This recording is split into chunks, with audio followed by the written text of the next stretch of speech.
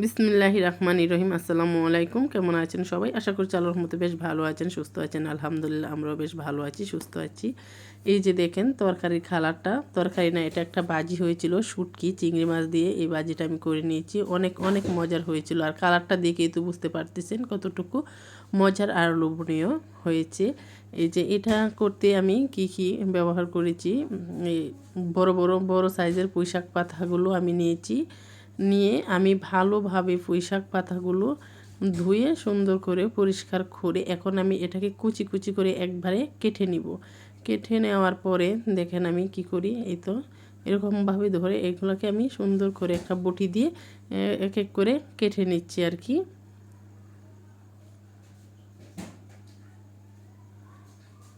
যাদের বাসায় পোশাক মানে গাছ আছে ওই যে বাজার থেকে কিনে নিয়ে আসে এরকমভাবে ভাজিটা করে খেয়ে দেখবেন কতটা মজার হয় আর কি।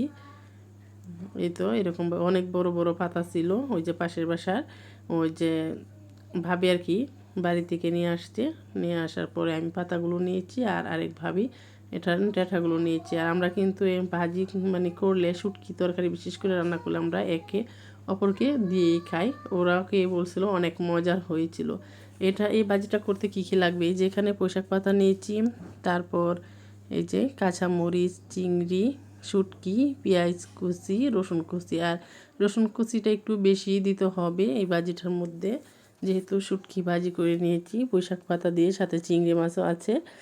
এই যে দেখেন আমি একটা পাইপের মধ্যে বসিয়ে দিয়েছি, দিয়ে তারপর একটা পাইপেন চুলায় বসিয়ে দিয়ে তারপরে এখানে কত পরিমাণ মতো আমি তেলটা দিয়ে নিচ্ছি আর কি।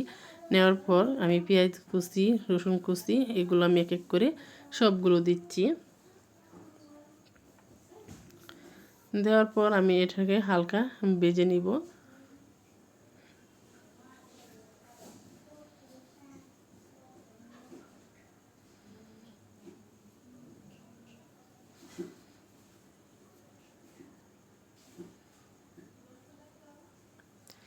তো এটা আমি ভালোভাবে মানে ভেজে নেওয়ার পরে এক এক করে আমি অন্য বাকি মশলাগুলো দিব।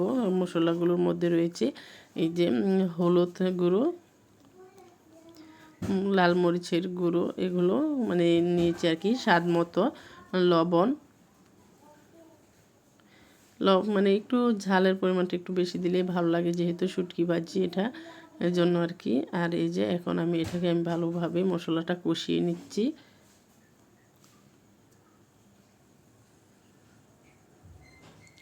কষিয়ে নেওয়ার পর আমি এখন চিংড়ি মাছগুলো কুচি করে রেখে দিয়েছিলাম, বড় চিংড়ি। ছোটো চিংড়ি দিয়ে রান্না করলেও বেশ মজা লাগে। আমার কাছে ছোটো চিংড়ি ছিল না, এই জন্য বড়ো চিংড়িগুলোকে আমি কুচি কুচি করে কেটে নিয়েছি। এখন আমি শুটকিগুলো দিয়ে দিচ্ছি আর কি। দিয়ে দেওয়ার পরে এগুলোকেও আমি ভালোভাবে কষিয়ে নিব।